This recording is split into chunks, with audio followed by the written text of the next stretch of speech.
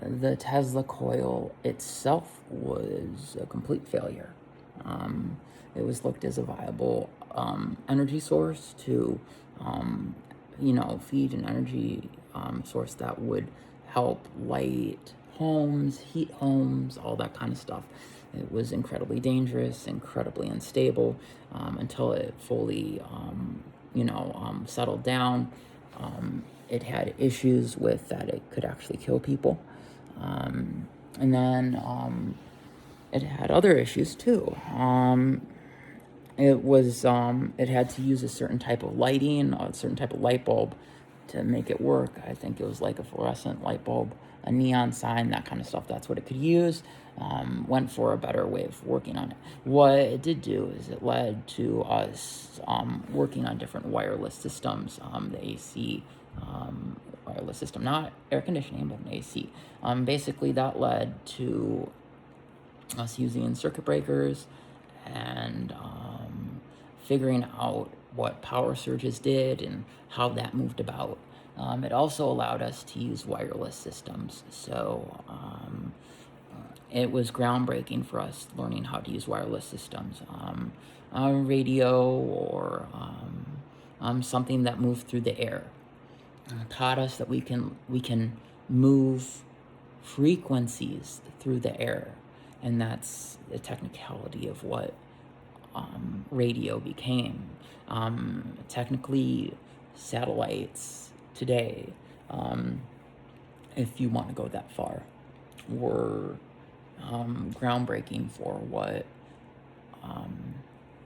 presented. It was one of the first stepping stones to get to that point. There were many more that came along, but the Tesla coil allowed that.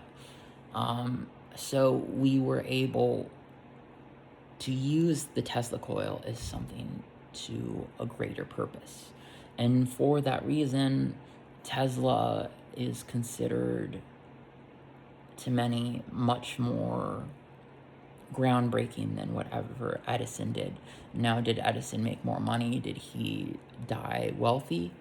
Yes. Did Tesla die wealthy? Not really. But he still is what we attribute a lot of stuff to these days. How power surges work, how to block it, how to create things. It led the AC system basically used a different form of wiring instead of copper wiring. Instead of using a clump of it, it used different variations of copper wiring and different types of elements to make it work. So whenever you have a power outage and there's a large power outage, those circuit breakers go off and they save your whole system. Sometimes the power surge is too much and it fries everything, but it's very rare. There are multiple circuit breakers along the way when power outages happen like this. So not only in your home are there circuit breakers, but there are different breakers everywhere. When you see those huge boxes, they're a breaker. So they help moderate the electricity if it gets too much. So the other option that they looked at was looking at it as a defense source. They looked at the Tesla coil as being something for defense. The energy output was too much. They didn't have a viable energy source for the Tesla coil as well because it took a lot of massive output. At the same time that the Tesla coil was being invented, dynamite became more widespread and became something that they used. And at the same point of time, a few decades down the road, we created alternative forms of defense that became our main components on what we see today for defense.